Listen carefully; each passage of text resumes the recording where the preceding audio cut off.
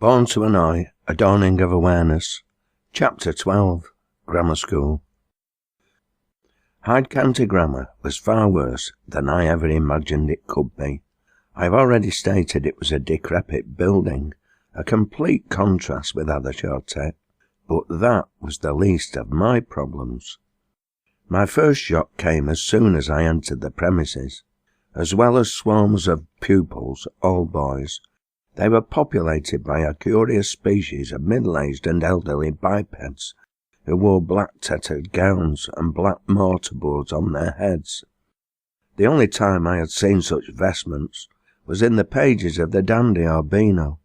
These masters looked like poorly feathered and oversized carrion crows, and, as we all know, the birds are the one surviving species of the dinosaur family.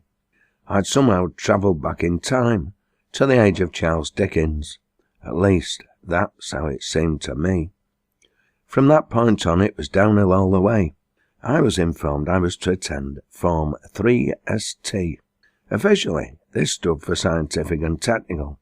In fact, it was the class catering for dropouts, and I, having attended a technical high school in industrial Lancashire, rather than a grammar in aristocratic and predominantly rural Cheshire, was automatically deemed a dropout. Within a few weeks, I began to realise just how backward the school really was. In every key subject, mathematics, English language, English literature, physics and chemistry, history, geography, and engineering drawing, I was going over material I had already mastered. If Hyde Grammar was typical of the state of education in Cheshire, it's no wonder that county has produced so few writers or cultural figures of any note, apart from Lewis Carroll and Alan Garner, whilst Lancashire and its cities of Manchester, Salford and Liverpool have produced so many. Thinking about it, it could also explain why Cheshire contains such a large proportion of Tory voters. I became increasingly frustrated and bored. I was in a class of tough kids who seemed to have little regard for schooling, and no wonder, for their masters seemed to have given up on education a long time before they had. Moreover, once more, I was the runt of the litter, and had to survive in this new, rather scary environment. I stooped to the challenge and became as rebellious and trying as the rest. My form master soon developed a deep and heartfelt dislike for me, and I returned the compliment. That first year, I managed to maintain a consistent daily presence at this educational instrument of intellectual torture, partly, I suppose, because I was reluctant to let my aunts down. The only positive thing of note I remember about that particular year at school was an offer to swap my bike for a lightweight model with drop handlebars. The lad who made this offer was a bit of a wide boy. He probably became a successful businessman, or a con man. Anyway, I accompanied him home, and he showed me his bargain.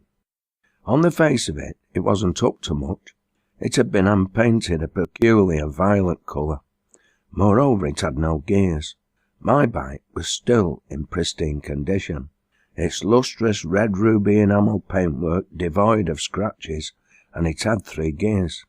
Nonetheless, I had a ride on the alternative bike, and discovered it had a fixed gear.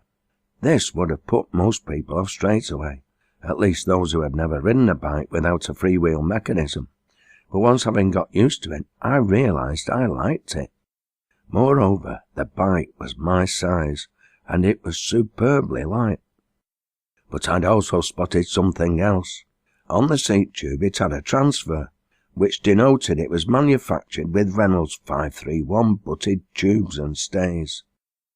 The same manufacturer's tubing was used by Mr. Flowers when custom building motorbike frames. Most bicycle tubing was denoted as high 10, short for high tensile steel, which meant it was a seam-welded tube formed from flat plate. Reynolds 531 was a cold-drawn, seamless tube, originally designed for aircraft construction, of a much greater ultimate tensile strength, and therefore thinner-walled and thus lighter than the standard. He wanted 10 bob and my bike in exchange. I might be daft, but I'm not stupid. I insisted on a straight swap and rode back to Marple on it, and the further I travelled, the happier I became.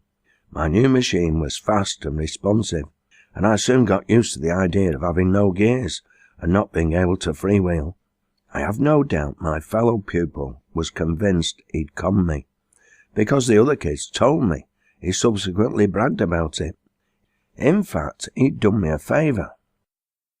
Under the shoddy paint was a state-of-the-art race bike, although it took a bit of technical explanation before I could convince Auntie Dolly and Beatty of my case. They weren't enamoured by the violet colour or the poor quality of the hand painting.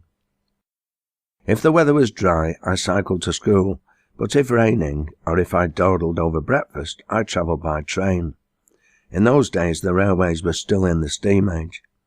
At some point in my second year, in the spring of 1959, I disembarked from the train at Hyde Central Station to begin my walk to school, which was about half a mile away. The morning rain had given way to sunshine, and an old urge came upon me. I turned left out of the station and then left again, instead of carrying straight on. Within moments I was on the canal towpath. The leaves on the hedgerows had that magical, translucent quality they only enjoy when new. There was a light breeze at my back, and the placid waters of the canal reflected the blue of the sky. I began to sing all things bright and beautiful, and stepped out in the direction of Marple, feeling the old sweet magic of being an outlaw that I'd experienced so many times when a resident of Droylsden. Home was 7 miles away, but what glorious miles they were! I'd rediscovered the joy of truanting. My Auntie Dolly's hopes that I'd finish school with the O-levels I required to become an engineering apprentice and eventually a draftsman were now in extremely serious jeopardy. However, there were more delights in store that day. When I finally arrived back in Rosehill and turned down Marple Hall Drive to access Claremont Avenue, I almost bumped into a vision of loveliness as she ran around the corner. I will call her Susan, although that was not her true name. My reasons for withholding this information will soon become obvious to the reader. Susan was also a truant. The nearness of our collision led us into conversation, and we discovered we were the same age. This in turn led my new and vivacious friend to invite me into her home, and that led to, well, shall we say it led to some wrestling on her couch, which she, being a girl, and therefore much more advanced in sexual awareness and maturity, of course initiated. This in turn led to all kinds of further meetings, sometimes at night in the fields and woodlands of the area, because we were both nature lovers and liked the dark, and sometimes during the day at her home. Soon I became quite expert at French kissing, petting, and fumbling, and all kinds of manipulations involving the negotiation of knicker elastic. At least, that's what Susan told me. Then came the fateful winter's night, when she put the love letter through the door of number 47, in an envelope covered in slogans like Swark and Burma, which even Auntie Beatty knew meant sealed with a loving kiss, and be undressed and ready, my angel.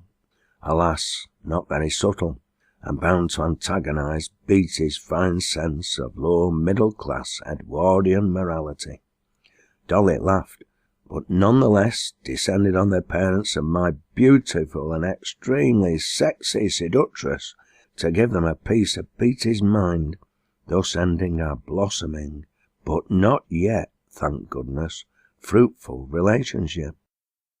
But enough of this extracurricular activity. Back to school.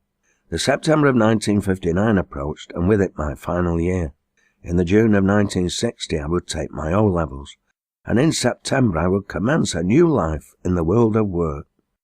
At that time, before the summer holidays of 1959, I couldn't have cared less. I'd given up on Hyde County Grammar. Truanting had become a regular occupation once more. My exam results at the end of my 4th year were uniformly bad, with the exception of 2 subjects, art and engineering drawing. I was always good at art, being into experimentation, and having an imaginative and perhaps slightly twisted mind. As the Oldham Tinkers folk song puts it, "At doing art I'm pretty good, Miss likes me picture o' moorland bog, but it were done by our dog, I've found a new medium." Surprisingly, in the case of engineering drawing, I was second in the class that year. Nonetheless, my prospects didn't look bright, and although I had clearly not helped my own situation, I remained convinced the school was equally to blame, not least because of what was yet to come.